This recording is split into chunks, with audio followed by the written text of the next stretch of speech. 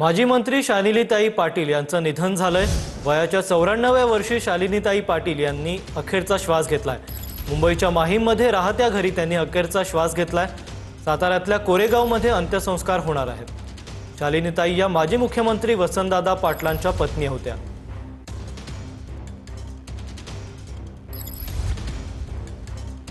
यावर अजित पवारांनी काय ट्विट केलं ते पाहूयात।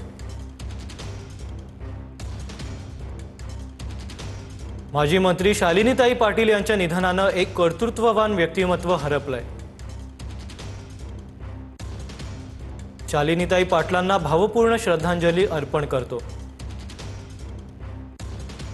स्वर्गीय वसंतदादा पाटील यांना आयुष्यभर खंबीर साथ देत शालिनीताईंनी सामाजिक जीवनात मोलाचं योगदान दिलं।